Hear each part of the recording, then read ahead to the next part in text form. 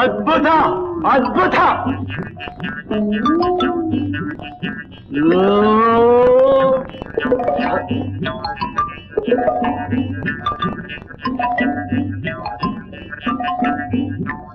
ಇಬ್ಬೊಂಬಟ್ರೆ ಸ್ವಲ್ಪನೇನೆ ಹೇಳಿಸ್ತೀರಾ?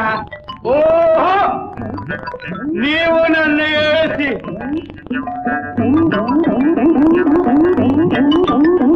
ಜಾನಕಿ ಜಾನಕಿ, ತ್ರಿಮೂರ್ತಿಗಳ ಭೋಜನ ಮುಗಿದು ಹೋಯ್ತು. ಬರೆ ಹಾಕೋದಕ್ಕೆ ಸಲಾಕಿ ಸಿದ್ಧ ಮಾಡಿದ್ದೇನೆ.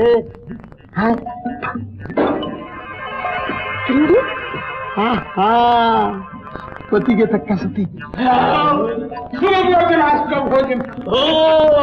ಅನ್ನದಾತ ಸುಖೀ ಭವ. ಇಷ್ಟೊತ್ತರೇ ಭೋಜನ ಹೇಗಿತ್ತು? ಸಂತೋಷ. ರಾಮಕೃಷ್ಣಯ್ಯನವರೇ, ಅರ್ಥವಾಯ್ತು ಅರ್ಥವಾಯ್ತು. ನಮ್ಮ ತಾಯಿ ಆತ್ಮಕ್ಕೆ ಶಾಂತಿ ಪಡಿಸೋದಕ್ಕೋಸ್ಕರವಾಗಿ ಎಲ್ಲಾ ಏರ್ಪಾಡುಗಳು ಸಿದ್ಧ ಮಾಡ್ಕೊಂಡು ಏನಂತ ಆತರ ತಾಂಬೂಲ ಚರ್ಮಗಳು ಆಗಲಿ ಅಂದ್ರಾಯ್ತು.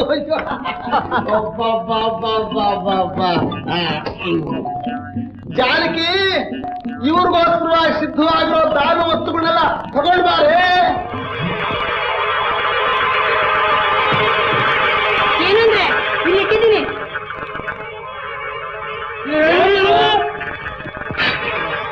ಬಂಗಾರದ ಗುಣ.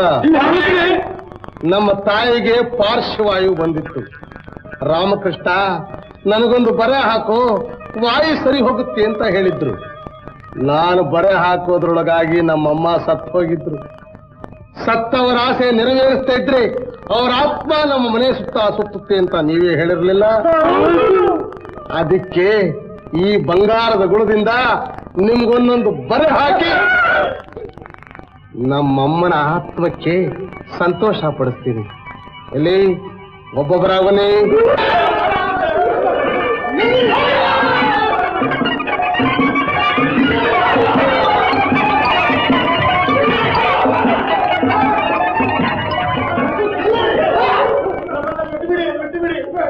ಬಿಡಕ್ಕಾಗಲ್ಲ. ಬಿಟ್ಟು ನಮ್ಮಮ್ಮನ ಆತ್ಮಕ್ಕೆ ಶಾಂತಿ ಆಗೋದು ಹಾಗೆ. ಅದಕ್ಕೂ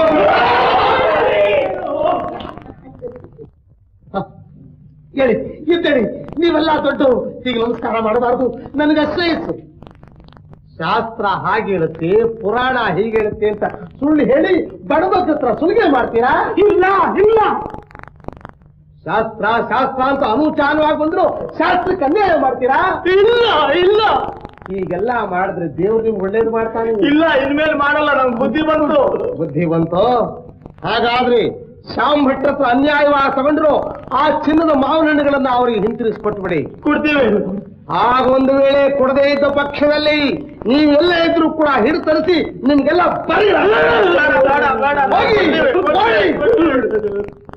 ನ್ಯಾಯವಾಗಿ ಧರ್ಮವಾಗಿ ಸತ್ಯವಾಗಿ ಬಾಳಿ. ಅಯ್ಯೋ